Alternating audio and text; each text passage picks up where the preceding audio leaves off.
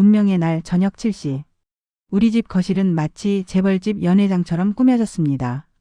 남편이 호텔 뷔페를 출장으로 불렀거든요. 테이블 위에는 랍스터와 스테이크가 즐비하고 가운데에는 샴페인 타워까지 쌓아 올렸습니다. 누가 보면 로또라도 당첨된 줄 알았을 겁니다. 아니, 그들에게는 로또보다 더 확실한 5억 3천만 원이라는 대박 투자가 있었으니 그럴 만도 했습니다. 오늘 파티의 주인공은 단연 남편이었습니다. 나비 넥타이까지 맨 남편은 한 손에 와인잔을 들고 거실을 휘젓고 다녔습니다. 자, 다들 잔 채워. 오늘은 우리 가문이 다시 일어서는 역사적인 날이야. 우리 아들 형철이 너 전세금 뺀 거 걱정 마라. 아빠가 2배, 아니 3배로 불려서 강남 아파트 한 채 사줄 테니까. 그리고 우리 미스 김, 오늘 특별히 내가 초대했어. 우리 집사람도 허락했고 이제 우리 한 배를 탄 동기잖아. 소파 구석에는 미스 김이 앉아 있었습니다. 평소의 당당함은 어디 가고 제 눈치를 보느라 쥐 죽은 듯 앉아 있었습니다. 하지만 눈빛만은 랍스터를 향해 번들거렸습니다. 아들과 며느리도 쭈뼛거리며 서 있었습니다. 아버지의 내연녀와 한자리에서 밥을 먹다니. 막장도 이런 막장이 없었지만 돈이라는 강력한 접착제가 이 기이한 모임을 붙여놓고 있었습니다. 어머니, 진짜 괜찮으신 거죠? 아무리 그래도 아버지 여자친구까지 부르는 건 좀. 며느리가 제 눈치를 보며 속삭였습니다. 저는 우아하게 웃으며 대답했습니다. 괜찮아. 좋은 날이잖아. 다 같이 축하해야지. 돈 버는데 네 편 내 편이 어디 있어. 제 쿨한 반응에 며느리는 고개를 갸우거렸지만 이내 스테이크를 썰기 시작했습니다. 분위기가 무르익어갈 무렵 남편이 시계를 보며 초조해하기 시작했습니다. 벌써 7시 반이네. 마이클 동생이 올 때가 됐는데 주인공이 왜 이렇게 늦어? 여보, 전화 한번 해봐. 설마 길을 못 찾는 건 아니겠지? 저는 느긋하게 샴페인을 한 모금 마시고 휴대전화를 들었습니다. 스피커폰으로 전환하고 마이클에게 전화를 걸었습니다. 모두의 시선이 제 전화기에 꽂혔습니다. 남편, 미스 김, 아들, 며느리. 4사람의 탐욕스러운 눈동자가 전화기를 뚫을 기세였습니다. 뚜. 신호음이 길게 이어졌습니다. 하지만 전화를 받지 않습니다. 1번, 2번, 3번. 계속해서 연결음만 들릴 뿐 그토록 기다리던 마이클의 동굴 목소리는 들리지 않았습니다. 왜 안 받지? 회의 중인가? 아니면 운전 중인가? 여보, 다시 한번 해봐. 남편이 침을 꼴깍 삼키며 재촉했습니다. 저는 다시 전화를 걸었습니다. 하지만 이번에는 신호음조차 들리지 않았습니다. 고객님의 전화기가 꺼져 있어 소리샘 킥보이스로 연결되오며 전화기가 꺼져 있다는 안내 멘트. 순간 왁자지껄하던 거실에 찬물을 끼얹는 듯 정적이 흘렀습니다. 남편의 표정이 묘하게 일그러졌습니다. 꺼져 있어. 배터리가 나갔나? 아니, 이 중요한 날에 전화기를 꺼놔. 야, 형철아, 너 한번 해봐. 혹시 내 번호만 안 받는 걸 수도 있잖아. 아들이 허둥지둥 전화를 걸었습니다. 하지만 결과는 똑같았습니다. 미스 김도 며느리도 전화를 걸어봤지만 돌아오는 건 기계적인 안내 멘트뿐이었습니다. 불길한 기운이 스멀스멀 피어올랐습니다. 남편이 넥타이를 거칠게 풀며 소리쳤습니다. 뭐야, 도대체 무슨 일이야? 사고라도 났나? 아니면 설마. 아니야. 그럴 리가 없어. VVIP 펀드라잖아. 본사 임원이라잖아. 여보, 당신 앱 켜봐. 수익률 확인해봐. 돈은 그대로 있는지 보라고. 남편이 제 휴대전화를 뺏으려 달려들었습니다. 저는 순순히 휴대전화를 내밀었습니다. 그리고 미리 설치해둔 마이클이 만들어준 가짜 투자 앱을 실행했습니다. 남편이 떨리는 손가락으로 화면을 터치했습니다.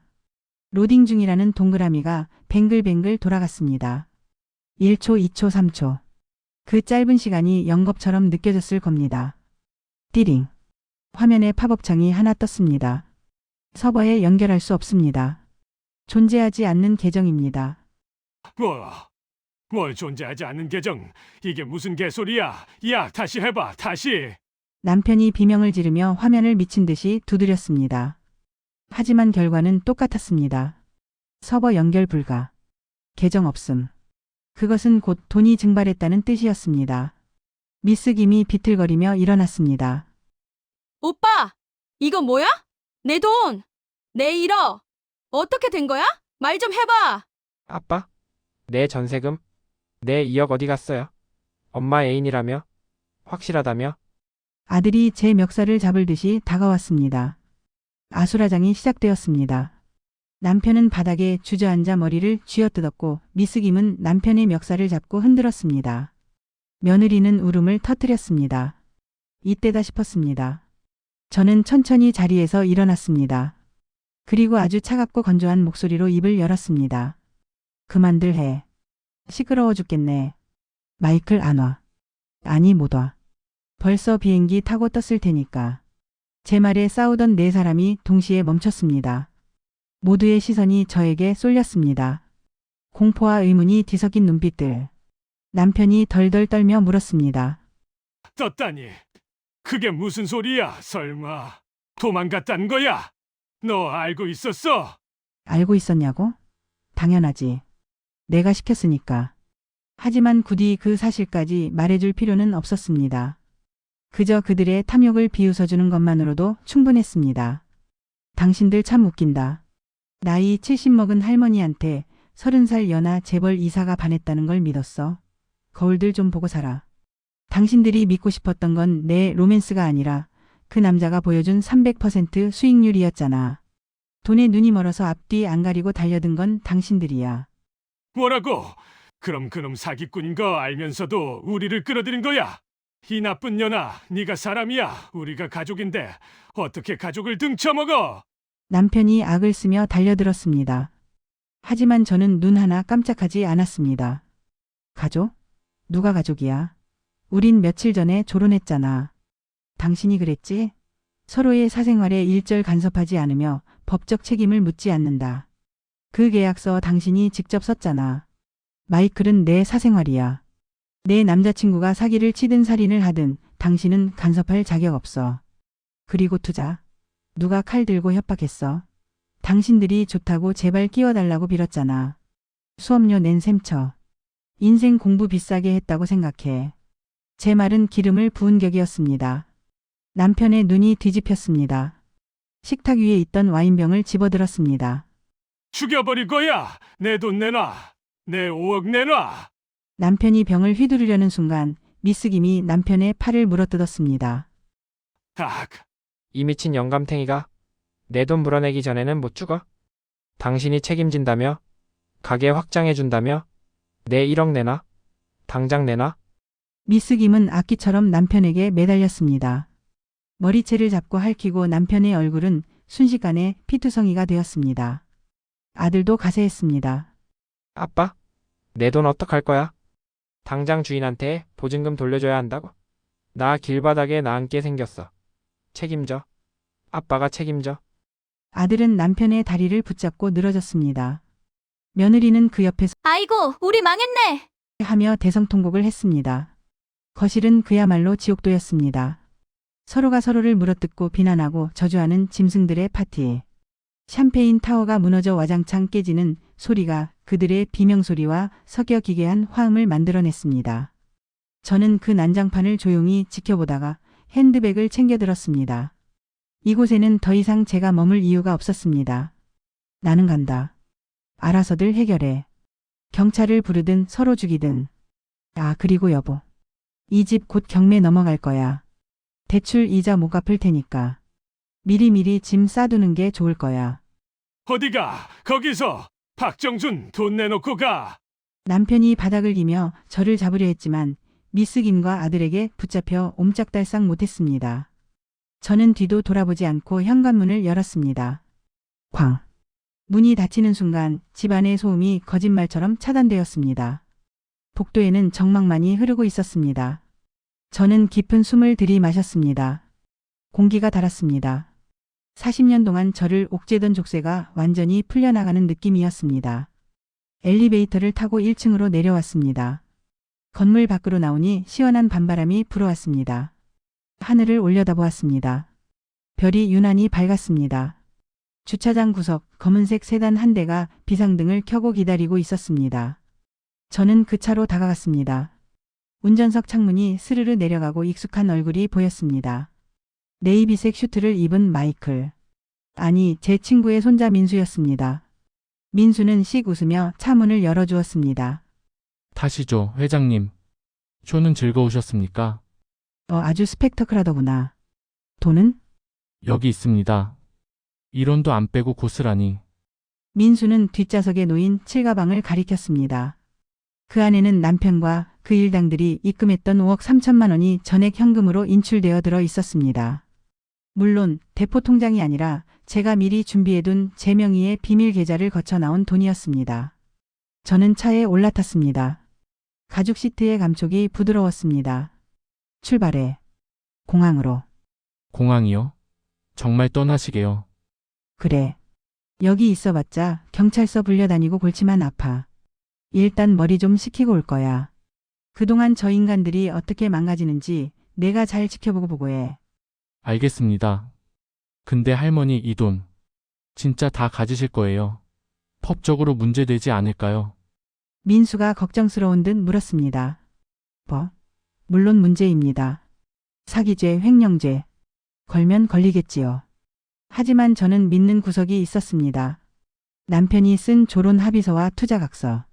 그 안에는 모든 투자의 책임은 본인에게 있으며 민형사상 책임을 묻지 않는다는 깨알 같은 조항을 제가 몰래 넣어뒀거든요.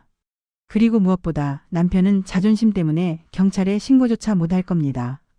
제비한테 사기당해서 전 재산 날리고 내연녀랑 자식 돈까지 말아먹었다는 게 소문나면 그 인간 성격에 혀 깨물고 죽으면 죽었지 망신은 못 당할 위인이니까요. 걱정 마. 법보다 무서운 게 쪽팔림이야. 그리고 이 돈 내가 훔친 거 아니야. 40년 밀린 내 퇴직금이자 위자료지. 안 그러니? 맞네요. 그동안 고생하신 거 생각하면 5억도 적죠. 차는 공항 고속도로를 달렸습니다. 멀리 인천대교에 불빛이 보였습니다. 이제 정말 끝입니다. 아니, 새로운 시작입니다. 저는 창문을 열고 바람을 맞았습니다. 남편의 절규, 미스김의 비명, 아들의 원망. 모든 것이 바람에 흩어져 사라졌습니다. 제 입가에 미소가 번졌습니다. 지갑 속에는 로또 같은 건 없었습니다. 하지만 제 손에 들린 이 가방, 그리고 제 곁에 있는 든든한 조력자. 이것만으로도 저는 이미 로또 1등보다 더 큰 대박을 터뜨린 셈입니다. 그런데 말입니다.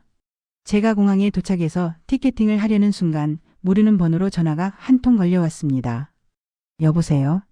박정순 씨 되십니까? 여기 XX 경찰서입니다. 경찰서? 설마 남편이 신고를? 그 자존심 센 인간이. 심장이 덜컥 내려앉았습니다. 네, 제가 박정순인데요. 무슨 일이시죠? 놀라지 말고 들으세요. 남편분 김영철 씨가 방금 흉기에 찔려 응급실로 실려가셨습니다. 용의자는 현장에서 체포됐고요. 흉기요? 누가요? 김미숙 씨라고. 내연녀라고 하던데. 두 분이 싸우다가 우발적으로 찌른 것 같습니다. 보호자분께서 와주셔야겠습니다. 전화를 끄는 제 손이 부들부들 떨렸습니다. 미스 김이 남편을 찔렀다니. 돈 1억 때문에 눈이 뒤집혀 칼부림까지 난 겁니다. 계획에 없던 피를 보고 말았습니다. 하지만 이상하게도 슬프지 않았습니다. 오히려 묘한 안도감이 들었습니다. 그래, 차라리 잘 됐어. 서로 죽고 죽이는 지옥. 내가 원하던 결말이 바로 이거였잖아. 저는 민수를 돌아보았습니다. 민수가 걱정스런 눈빛으로 쳐다보고 있었습니다. 할머니 무슨 일 있으세요? 민수야, 차 돌려라. 네? 안 가시게요? 아니, 병원으로 가자. 가서 마지막 인사는 해줘야지. 그리고 확인 사살도 해야 하고. 저는 가방을 꽉 움켜쥐었습니다. 아직 제 복수는 끝나지 않았습니다. 병원에 누워있는 남편을 보고 제가 해줘야 할 마지막 한마디가 남았으니까요. 진정한 조론의 마침표를 찍으러 갑니다.